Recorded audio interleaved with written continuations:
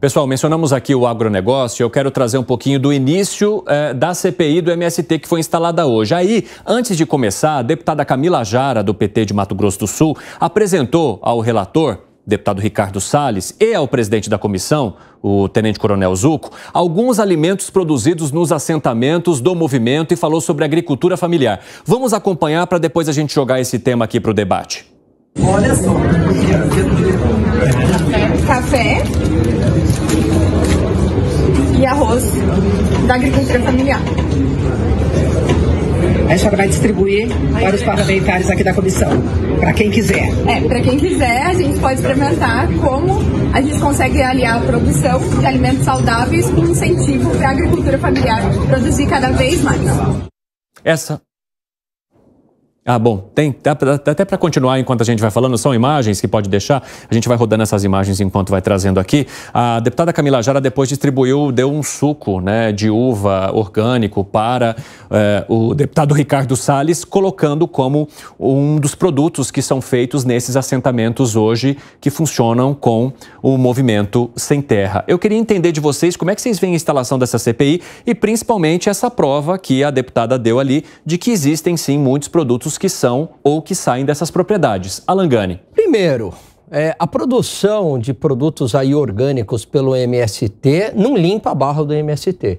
Não invalida todos os crimes que o MST vem cometendo contra a sociedade brasileira. Aí sim, atos antidemocráticos, porque atenta contra a propriedade privada, que é um pilar da democracia. Então não vai limpar a barra do MST. Segundo ponto, essa produção é ridícula. Não dá nem para comparar com o agronegócio brasileiro, né? Então essa produção aí de produtos orgânicos, se pegar aí o pessoal da produção aqui da Mas Jovem o fato Pan, de ser incomparável tiraria o mérito aqui da produção dessas propriedades? Não, é melhor do que invadir terra. Então que o MST, né, comece a produzir. Mas isso não invalida todos os crimes que o MST vem cometendo e se intensificou bastante neste início de governo Lula. Piperno, de que forma que você vê essa situação? Bom, primeiro que você não vai comparar a produção de propriedades familiares com os mega proprietários aqui do Brasil. O cara que tem, por exemplo, 50, 100 mil hectares, é óbvio que ele vai produzir um monte, e o cidadão que tem 10, tem uma gleba lá de 10 hectares... Mas o Piperno aqui parece que se vende que o MST vai conseguir, pela agricultura familiar, produzir para o país. Né? Por outro lado, também não se vende que o MST não produz nada, Gani? Mas não produz. Perto da destruição que o MST já trouxe para a sociedade brasileira. Pega o caso da Embrapa. Anos de pesquisa de tecnologia que foram destruídas ali. Então essa produção é ridícula. Perto, né? Esse benefício gerado perto da destruição do MST. Mas essa é uma visão muito deturpada, porque veja, a gente está falando de centenas de milhares de pequenos produtores, gente que sai do desemprego e vai produzir, vai tirar lá o seu sustento de pequenas glebas. Nem se compara com a renda e o emprego gerado pelo agronegócio. Não. Bom, eu vou dizer um negócio para você. O cidadão que está produzindo, por exemplo, vinho numa pequena gleba, provavelmente ele está ganhando mais do que o peão que está lá, ou enfim, o boia fria que está lá, enfim, moendo cana, essa coisa toda.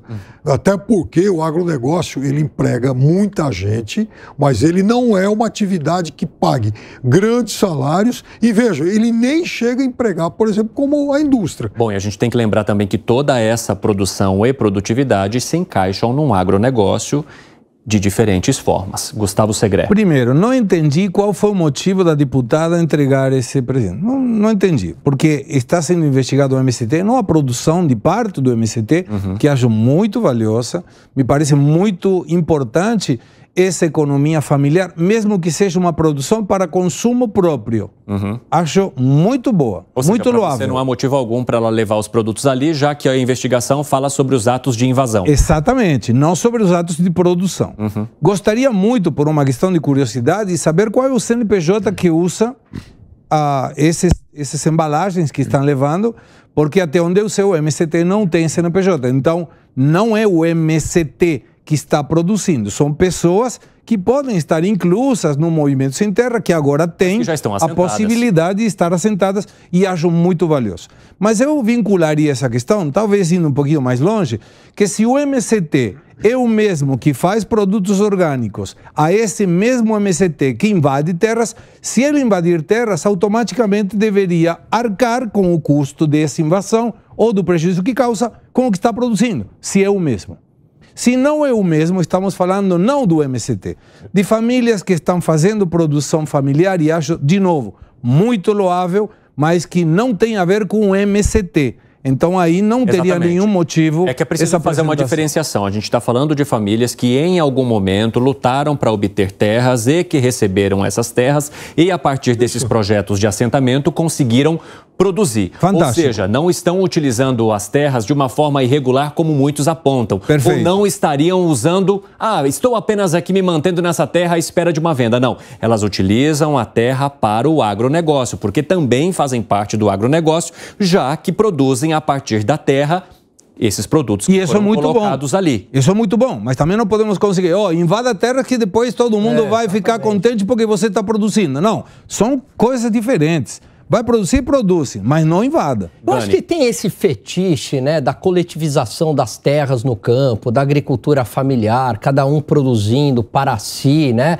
Isso é um discurso muito ultrapassado, é um discurso socialista. Um outro ponto que eu queria chamar a atenção aqui, que o Piperno... Mas você não acha que esse fetiche que você cita tem a ver também com fatos de alguns dominarem uma grande ou uma gigante quantidade de terras, mesmo parte delas Mas aí que tá, mas essa é uma visão lá do século XVIII, como se esses grandes latifúndios, né, não gerassem renda e emprego para o país. É diferente, essa relação no campo hoje, ela mudou. Então essas fazendas são altamente mecanizadas, a estrutura de trabalho no campo já não é a mesma que se tinha no passado, né? O agronegócio também gera toda uma renda para as cidades, né?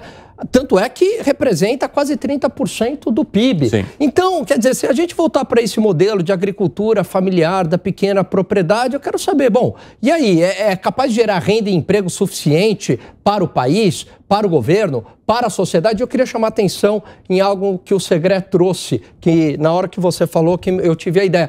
Curioso, né? A deputada pode entregar para o Salles alimentos do MST, suco, claramente num ato de provocação. Mas, Piperno, a Damares, aí é escândalo na imprensa. Aí a bolha fica escandalizada. Não pode entregar o bonequinho, né, simbolizando o feto para defender, para ser contrário ao aborto. Dois pesos, duas medidas. A diferença entre elas é que uma entregou uma caixa de suco, a outra entregou um feto. É uma caixa de suco de um movimento que uma pratica... um suco, não vou... Então, se você, a nossa audiência, acha que dá para igualar uma caixa de suco a um feto, a provocação de um feto, paciência. Cada um pense o que quiser. Eu acho que são coisas muito pior. diferentes. Eu acho que é bem pior, até porque o aborto seria um assassinato. Então, exatamente. Levaram lá um bonequinho de um feto, uma coisa... Eu só queria dizer uma coisa. Claro. Primeira coisa, ninguém fala em coletivização da terra. A gente, de fato, ficou lá pelo século XIX e XX. O que se fala é um modelo capitalista. Esses caras que estão produzindo o suco, o queijo premium que estava aqui na feira, ou o arroz orgânico, se tornaram capitalistas da terra. Ótimo! Ninguém está dizendo que isso é errado. Ninguém está dizendo que o grande latifúndio que produz riquezas no nosso pujante agronegócio, um orgulho nacional, seja uma atividade criminosa. Mas e qual é o vínculo? Por que foi entregue esse suco para... O que está te dizendo, Segré, é que você pode exatamente ter esses dois modelos numa sociedade. Você vai ter grandes capitalistas e você vai ter pequenos capitalistas. O suco, ela está fazendo propaganda de um produto que, afinal de contas, teve origem em um assentamento. Mas o ACPI está pesquisando as invasões, não a produção. Isso, ela foi levar uma coisa até mais... Foi exatamente, levar uma coisa até muito mais, só falar, olha, aqui não tem só invasão, aqui tem produção. Mas diante da presidência dessa CPI, da relatoria, você acha que há alguma possibilidade de se limpar a barra do MST durante essa CPI? Não, o que eu acho que é o seguinte, a sociedade já não compra essa ideia que o MST luta pela reforma agrária, pelo direito dos mais pobres. A sociedade já entendeu que o MST promove invasões, atenta contra a propriedade, eventualmente também atenta contra o meio ambiente. Então, a sociedade já não cai mais nesse engodo aí. O MST, o que eu falo, é um grande negócio ideológico. Inclusive, quando tem invasão, Piperno, sabe o que o pessoal faz? Eles pegam crianças e mulheres, né, justamente, e botam assim na frente, quando chamam a polícia, para a polícia não fazer nada. Eu já vi coisa assim, como também eu já vi trabalho escravo em grandes propriedades. E aí, vamos, enfim, desapropriar essas propriedades ou não?